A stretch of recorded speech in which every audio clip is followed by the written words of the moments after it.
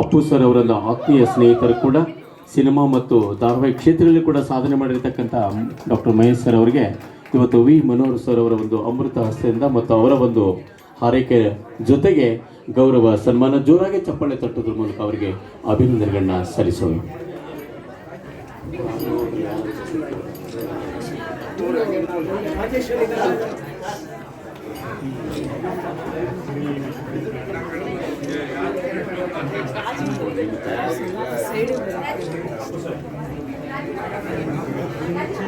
ನಾವು ಪ್ರೊಡ್ಯೂಸರ್ನೇ ಬರ್ತ್ಬಿಟ್ರಿ.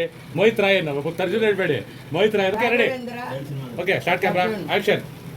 ಹಾಗೆ ನಮ್ಮ ಬೇಲೂರು ಮಹೇಶ್ ಅವರು ಅಭಿಚಾರಕದಲ್ಲಿ ಒಂದು ಒಳ್ಳೆ ಉತ್ತಮ ಪಾತ್ರ ಮಾಡ್ತಾ ಇದ್ದಾರೆ.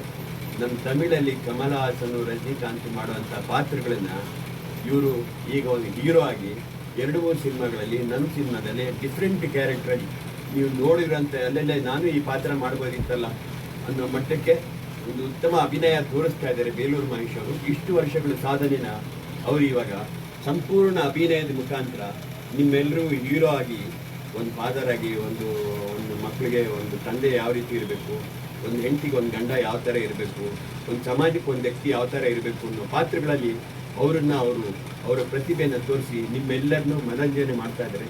ಇಷ್ಟಕ್ಕೆಲ್ಲ ಸಪೋರ್ಟ್ ಯಾರು ಅಂದರೆ ನಮ್ಮ ಮೋಹಿತ್ ರಾಯ್ ಅಂತಿದ್ದಾರೆ. ಅವರು ಇಲ್ಲಿವರೆಗೂ ಒಂದು 15 ಸಿನಿಮಾಗಳು ಮಾಡಿದರೆ, ಒಂದೊಂದು ಉತ್ತಮವಾದ ಕಥೆಗಳು ಮಾಡಿದರೆ. ಈ ಎಲ್ಲ ಕಥೆಗಳು ಸೇರಿಕೊಂಡು ಈಗ ಒಂದು ದಿನ ದೊಡ್ಡ ಫಂಕ್ಷನ್ ಮಾಡಿ ಅದನ್ನು OTT ಮುಖಾಂತರ ನಿಮ್ಮೆಲ್ರಿಗೂ ತೋರ್ಸೋಕ್ಕೆ ನಾವು ಕಾತರದಿಂದಿದ್ದೀವಿ.